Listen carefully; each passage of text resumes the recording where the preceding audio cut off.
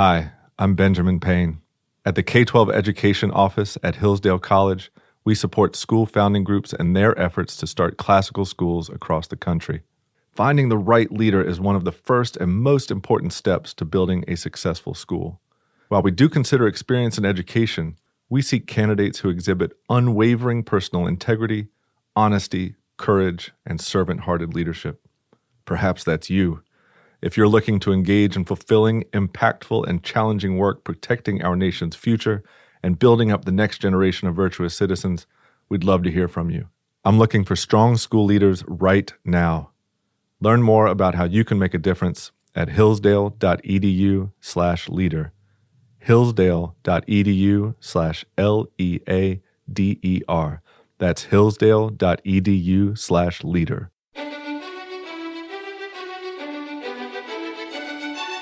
Welcome to the Hillsdale College K-12 Classical Education Podcast, bringing you insight into classical education and its unique emphasis on human virtue and moral character, responsible citizenship, content-rich curricula, and teacher-led classrooms. Now your host, Scot Bertram.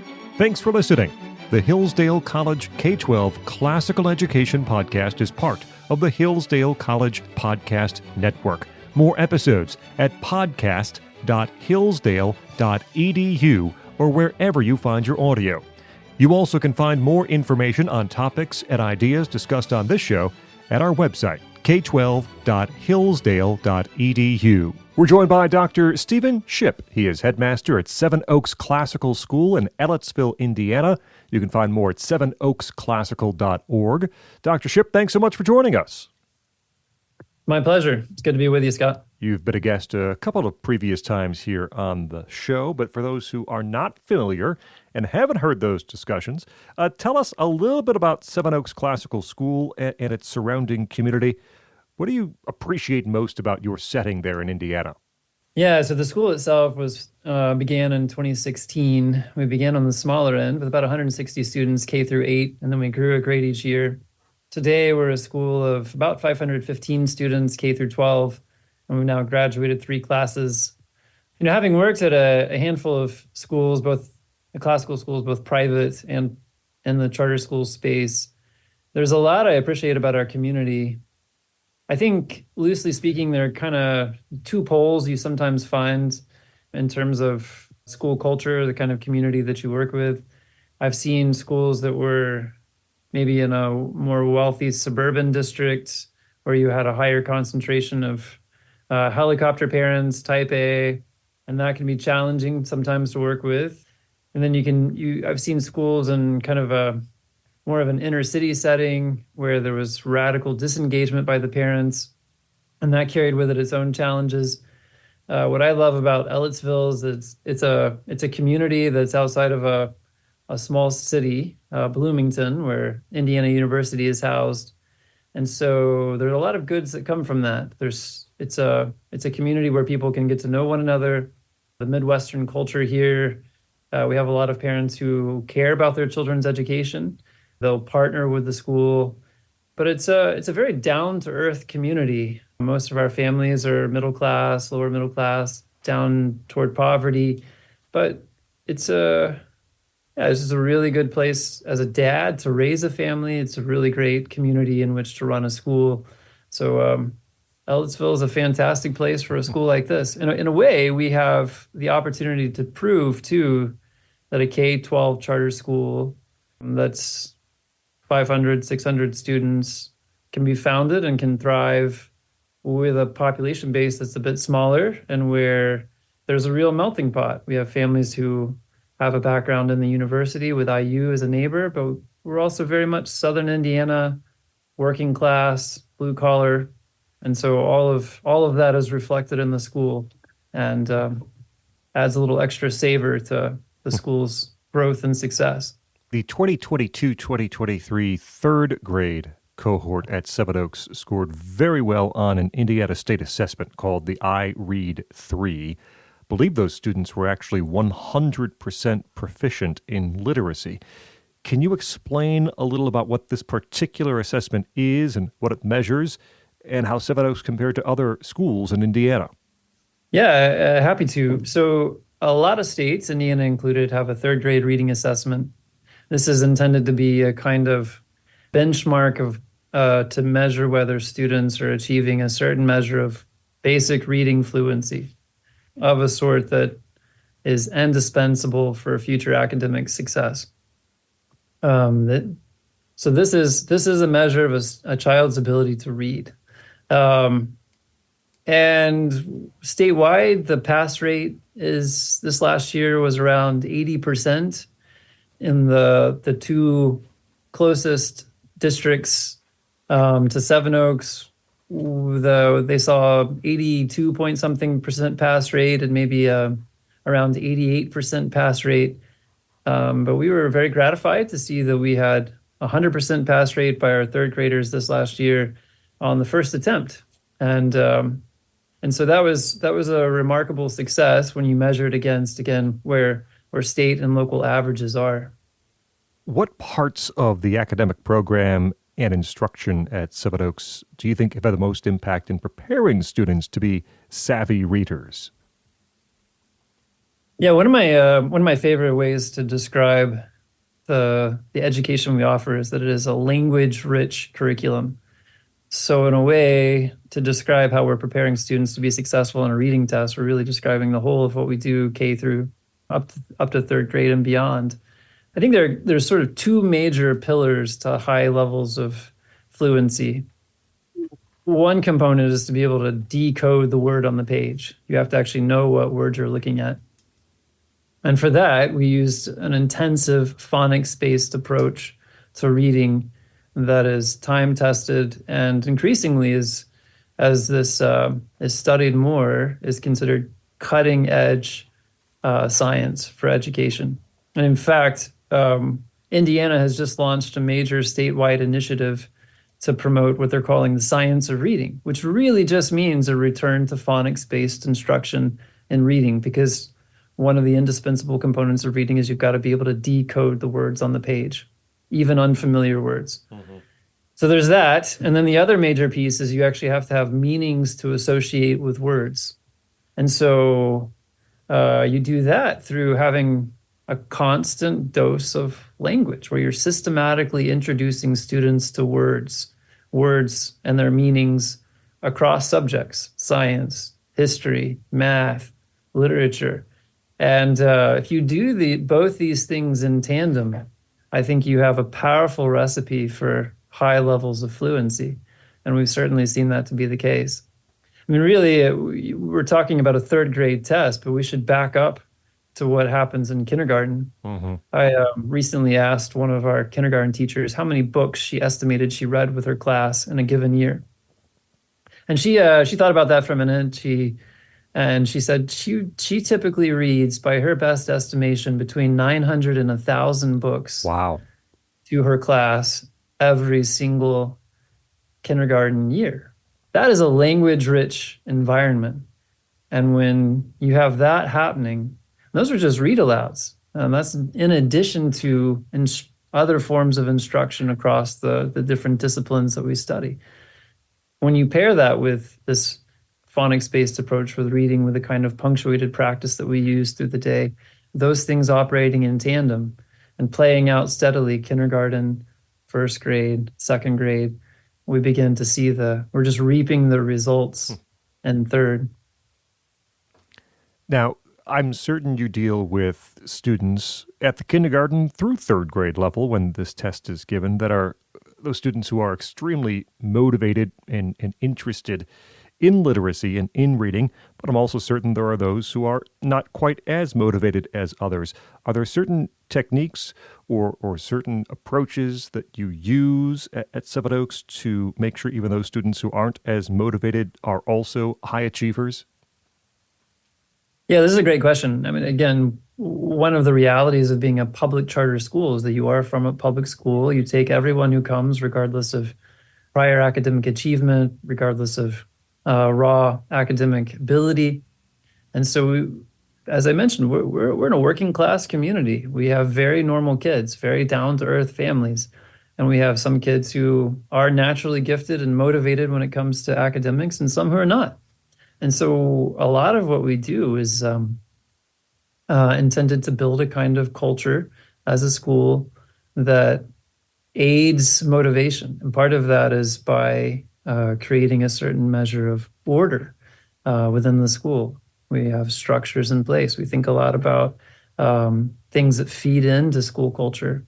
We also have a faculty and staff that are unified around the mission of the school and are constantly working to try to hold up a vision of education as being good in itself, to try to find ways to reach each individual child and motivate each child. We're helped by the fact that our school exists on a human scale.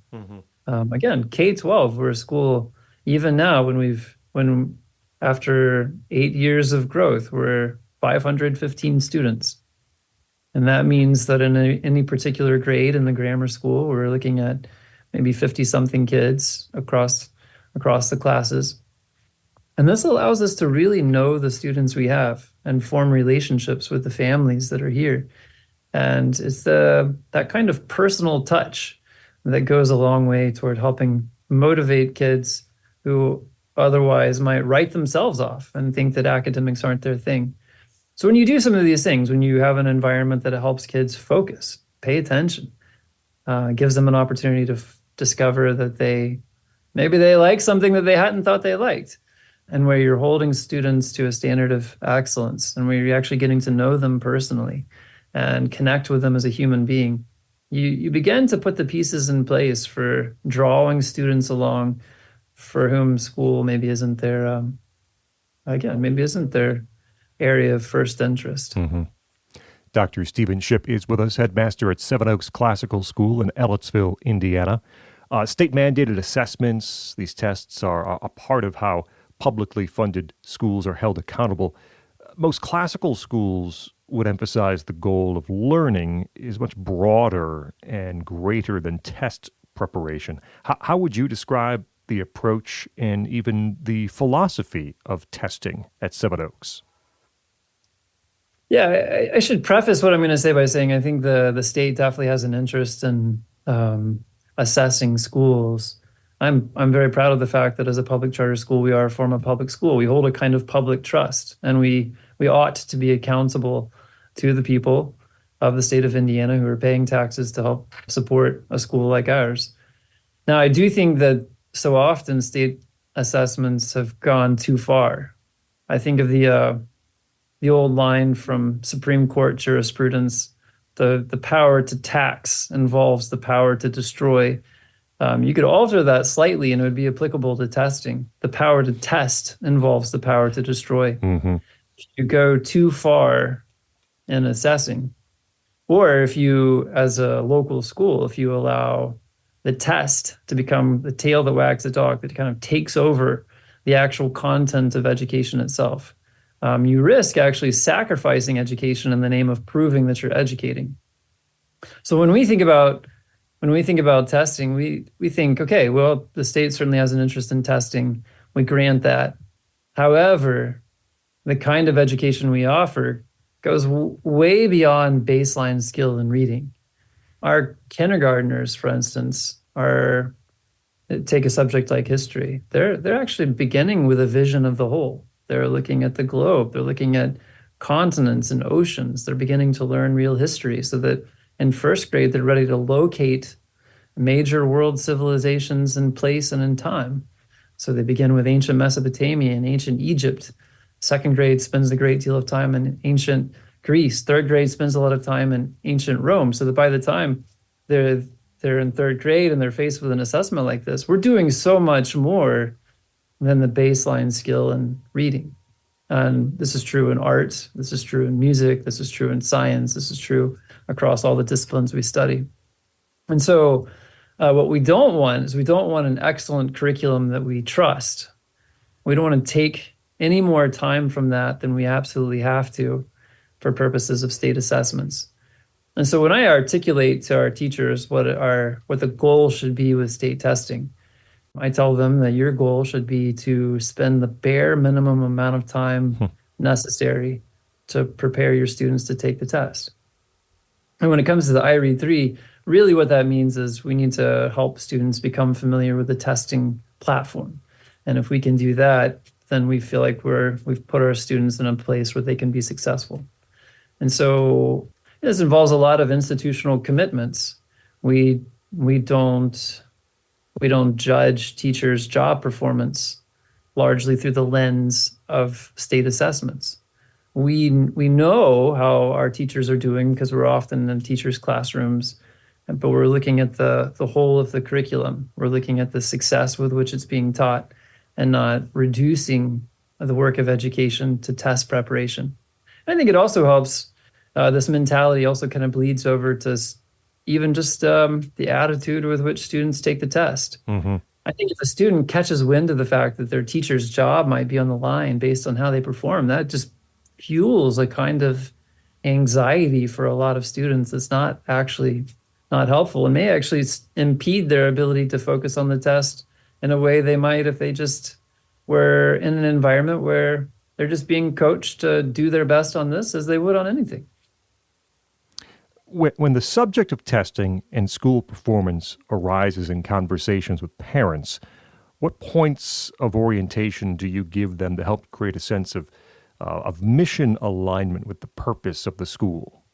Yeah, I actually make a point in every tour I give with families to say something about assessments and to say something about the corresponding rating scale that the state has for schools. So schools in the state of Indiana are judged on an A through F scale. Seven Oaks has maintained an A rating.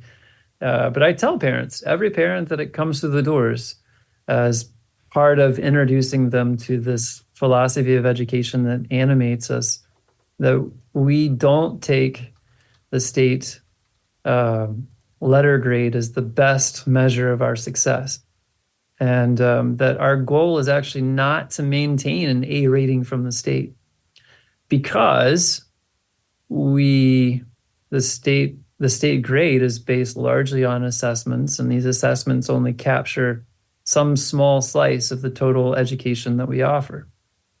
And so what we don't want to do is we don't, as I said before, want state assessments to become the kind of the thing we live or die by, the tail that wags the dog for all the education that we offer. Instead, we want to offer an excellent education and to teach it well.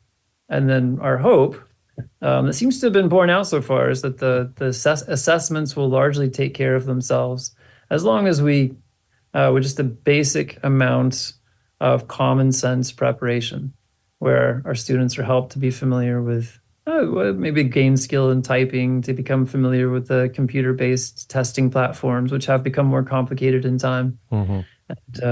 And what we find is that our students are able to do quite well vis-a-vis state averages.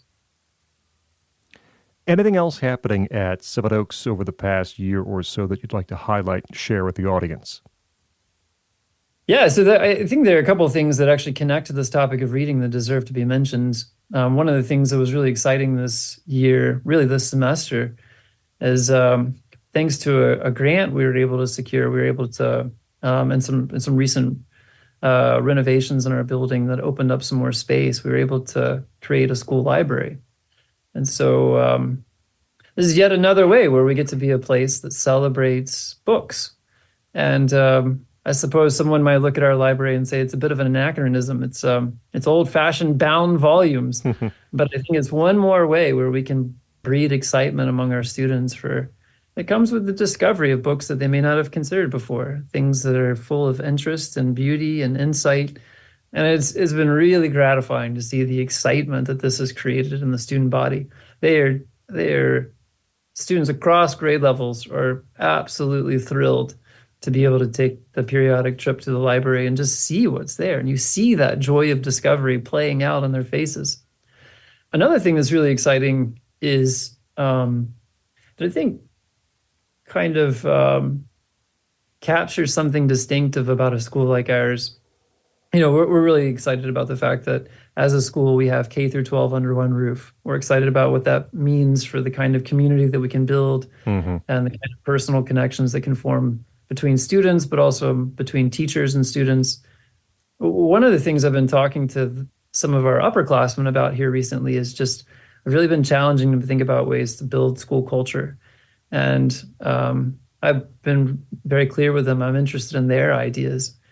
And we actually just, they've been crafting this beautiful idea that also relates to this topic of reading. Some of these, it was actually a very quiet junior who started the ball rolling, this brainstorming session. And now this group of juniors wants to kind of beta test a pen pal program. I think they're going to start with one of our first grade classes and just begin writing back and forth. And their point of entry will be things that they've both studied in the curriculum. So there's a natural point of starting this conversation. And I think this is beautiful. A student-initiated program for older students to begin a pen pal program with younger students in the building. This is the sort of thing that can happen when you think with students about, when you really challenge them, when you call them to a standard of excellence that includes concern for the broader community, and where you can have common things to celebrate, like books, and where your attention is not so consumed by state assessments that there's no bandwidth for thinking about a program like this. And then the other thing that I think I would mention that's been a fun development this year is we finally launched a house system in our middle school. And here again, this in its own way touches the topic of literacy. There are all kinds of ways that students in the different houses can earn points. And among other things, you can earn points for your house by trying your hand at poetry and at writing short book reports on books you've read that go beyond the curriculum itself. And a surprising number of students, middle school students, have really jumped at these kinds of opportunities. And it's been really beautiful to see. And I think is part of this larger culture, not just of literacy, but of just a love of learning as a good in itself. I got to tell you, it's a darn good thing you get that library, because you need to have some place to put the 900 to 1,000 books that are read in kindergarten, right? Yeah, one of the things we built into the library was there's a portion of it that really was made with kindergarten in mind. There's this beautiful leather reading chair and lamp and a rug, a circular rug where a class can sit for carpet time. And sometime you'll have to come down and see. It's a beautiful thing. Wonderful. Dr. Stephen Shipp, headmaster at Seven Oaks Classical School in Ellettsville, Indiana. You can find more at sevenoaksclassical.org. Dr. Shipp, thanks so much for joining us here on the Hillsdale College K-12 Classical Education Podcast. Always a pleasure. I'm Scot Bertram. We invite you to like us on Facebook. Search for Hillsdale College K-12 Classical Education. You also can follow us on Instagram at Hillsdale_K12. Hillsdale_K12 on Instagram. Thank you for listening to the Hillsdale College K-12 Classical Education Podcast, part of the Hillsdale College Podcast Network. More episodes at podcast.hillsdale.edu or wherever you find your audio.